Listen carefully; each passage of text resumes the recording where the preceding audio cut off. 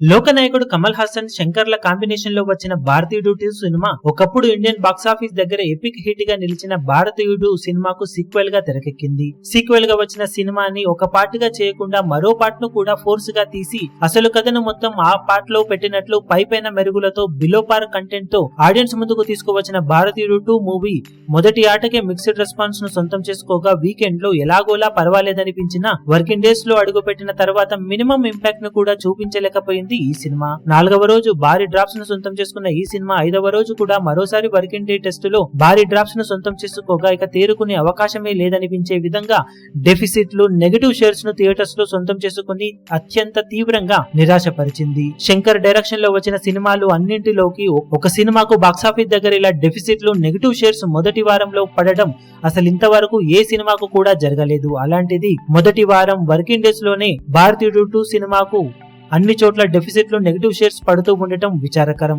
ఇతర రాష్ట్రాలలో అంటే ఏమో అనుకోవచ్చు, కానీ సొంత గడ్డ అయిన తమిళనాడులో సైతం, అందున చెన్నై లాంటి మేజర్ ఏరియాలో ఉన్న థియేటర్స్ లో సైతం జనాలు లేక థియేటర్స్ లో డెఫిసిట్లు, నెగటివ్ షేర్స్ పడుతూ ఉండటం దిమ్మ తిరిగే షాక్ ఇచ్చే రిజల్ట్ సినిమాకు సొంతమయ్యేలా చేసింది.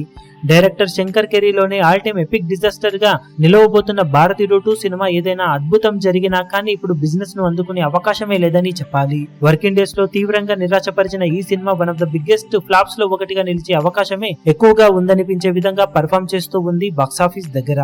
ఈ వీడియో మీకు నచ్చినట్లయితే లైక్ చేయండి, షేర్ చేయండి, ఛానల్ ను సబ్స్క్రైబ్ చేయడం మాత్రం మరవకండి. ఏ చిన్న అప్డేట్ ను మిస్ అవ్వకూడదు అనుకుంటే బెల్ ఐకాన్ ను ప్రెస్ చేయండి.